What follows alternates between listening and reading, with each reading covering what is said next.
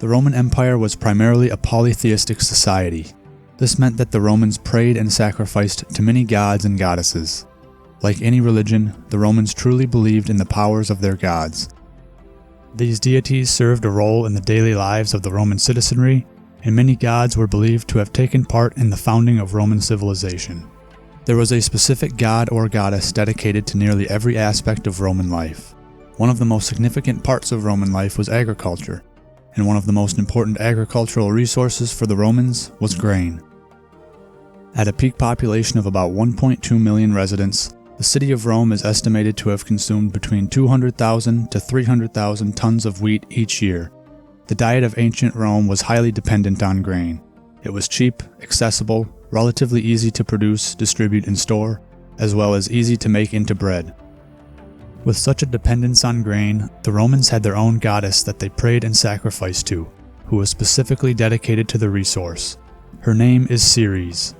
This video will be discussing the history, myth, significance, and legacy of Ceres, the Roman goddess of agriculture, grain, and fertility. Welcome to Cursus Romanum.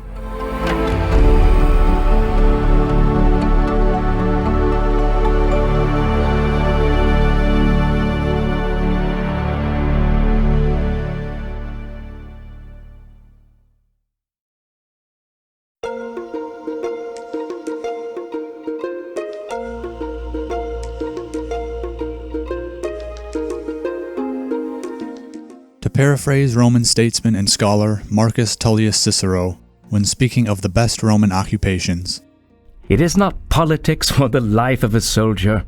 It is not that of a priest or a merchant. It is the simple occupation of a farmer. Of all livelihoods, none is better than agriculture, none more profitable, none more delightful, and none more becoming to a freeman." In the minds of the Romans, agriculture was supported by the goddess of agriculture and grain. Ceres is credited with the protection of young seeds, the discovery of spelt wheat, and the invention of the oxen plow. She is listed as one of the 12 Dei Consentus of the Roman pantheon of gods and goddesses. The Dei Consentus is the Roman equivalent to the 12 Olympian gods of Greek mythology. Demeter is Ceres' Greek counterpart. Demeter was imported into Roman society after Rome's conquest of Greece. She was restyled and renamed. Functionally, Ceres and Demeter are the same. In Roman myth, Ceres' father was Saturn, the god of time, wealth, and agriculture. Her mother was Ops, goddess of earth and fertility. She had 3 brothers, Jupiter, who was the king of the gods, Neptune, the god of the sea, and Pluto, god of the underworld.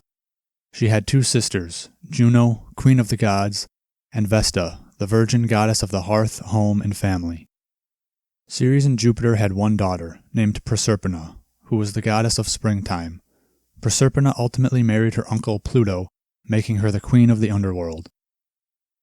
The famous poem Metamorphoses, written by the Roman poet Ovid, chronicles the myth of Ceres.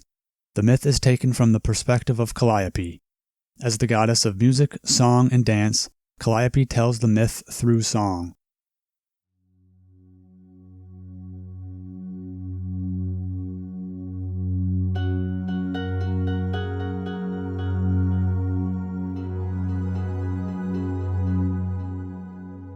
As the myth goes, Pluto, the god of the underworld, rose from his underworld kingdom and visited the earth.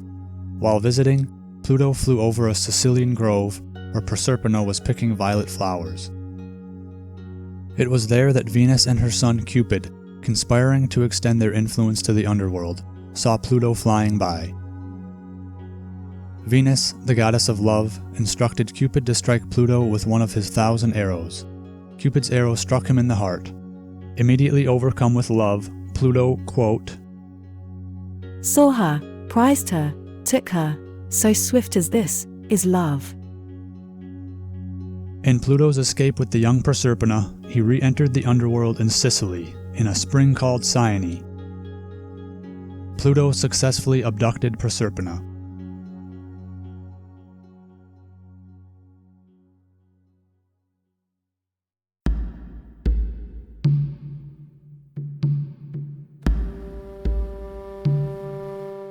Meanwhile, Ceres began the search for her lost daughter. She searched all the world, both land and sea. Lighting pine torches with both hands at Etna's fires, she wanders, unquiet, through the bitter darkness, and when the kindly light has dimmed the stars, she still seeks her child, from the rising of the sun to the setting of the sun. One day, Ceres came across Proserpina's girdle floating in the Sicilian spring where Pluto re-entered the underworld, and realized that her daughter had been kidnapped. Overcome with grief, Ceres, quote, broke the plows that turned up the soil, and, in her anger, dealt destruction to farmers, and the cattle in their fields alike, and ordered the ever-faithful land to fail, and spoiled the sowing. Arethusa, the presiding goddess of spring in Sicily, notified Ceres that she caught a glimpse of Proserpina in the underworld, and that she had been made queen of the underworld. Stunned and angered, Ceres rose to the heavens in her chariot and spoke to Jupiter, father of Proserpina. Jupiter declared that their daughter shall return to heaven, but on only one condition: that no food has touched her lips, since that is the law, as decreed by the gods. It so happens that Proserpina ate 7 pomegranate seeds while innocently wandering in the underworld. This meant that she would not be allowed to return to the heavens.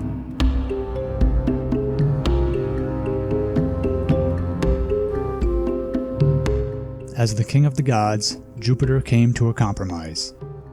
Proserpina would spend 6 months of the year in the underworld with Pluto, and the remaining 6 months in the heavens with Ceres.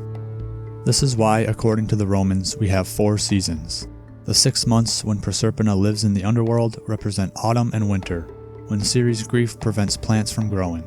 And the other 6 months, when Proserpina and Ceres are together, correspond to spring and summer, a time of fertile soils and a productive growing season. When Proserpina leaves her mother again, the seasonal cycle restarts. This myth, although clearly fictional to us, was widely believed to be true by the Romans.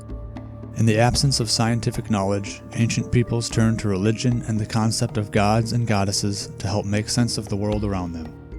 Myths like this help the ancients explain why the seasons change.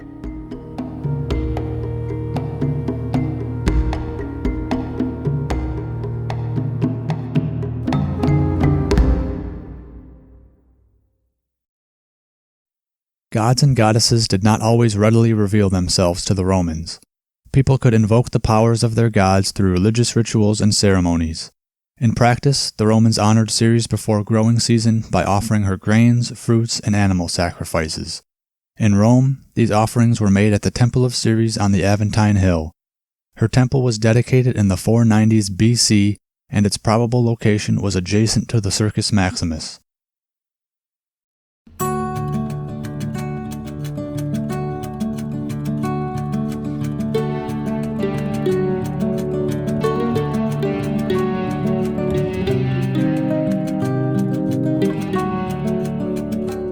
An annual festival called the Cerealia was held in her honor during the month of April. 7 days of events were organized and celebrated predominantly by the plebeian class, or lower-class citizens of Rome. Banquets, religious events, theatrical performances, and circus games. The games involved chariot races in the Circus Maximus, the starting line of which was directly in front of Ceres' temple. At night following the chariot races, foxes were released in the arena with their tails on fire. The origins of this bizarre tradition were described by Ovid. He tells a legend of a farm boy who caught a fox stealing chickens. As a punishment, the boy set the fox on fire. The fox escaped, ran away, and in doing so set the entire field of crops on fire. The torching of foxes was believed to have improved the quality and quantity of the annual crop. Other rituals described by Ovid include women dressed in white and carrying torches running through the arena. This ritual symbolized Ceres' quest to find her lost daughter. In 2011, the festival of Cerealia was resurrected. The modern-day festival takes place annually throughout the Mediterranean. Although there are no chariot races or burning of foxtails, there are plenty of activities, seminars, exhibitions, concerts, and food, all with the aim of bringing people together to remember their shared history and to pay respect and appreciation for agriculture and grain, just as the ancients did 2,000 years ago.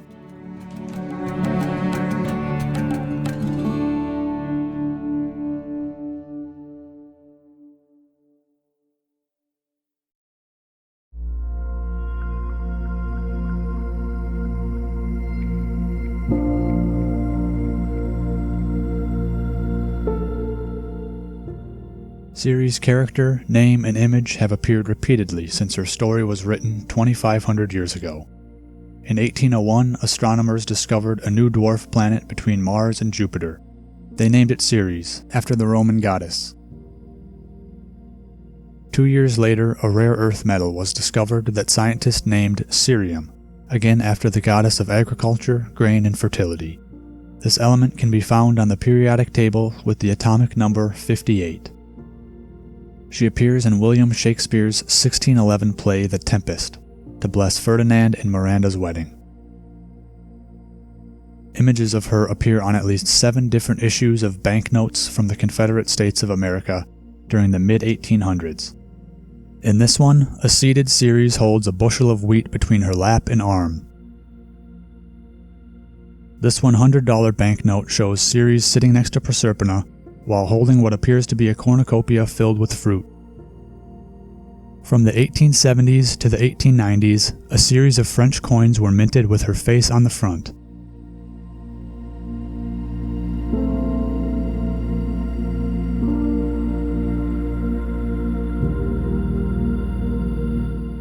Even to this day, modern Americans can see her legacy. The New Jersey state flag and coat of arms both feature a depiction of Ceres holding a cornucopia filled with an abundance of fruit with the word prosperity written below her. She stands next to Lady Liberty. Statues of the Roman goddess stand atop Vermont's State House, the Chicago Board of Trade building, and the Missouri State Capitol building in Jefferson City, Missouri. A statue of her also adorns Washington, D.C.'s Union Station. The English word cereal is derived from the Latin word cerealis, which in turn is derived from Ceres, the goddess of grain. Thank you for watching. Please like and subscribe for more ancient Roman videos.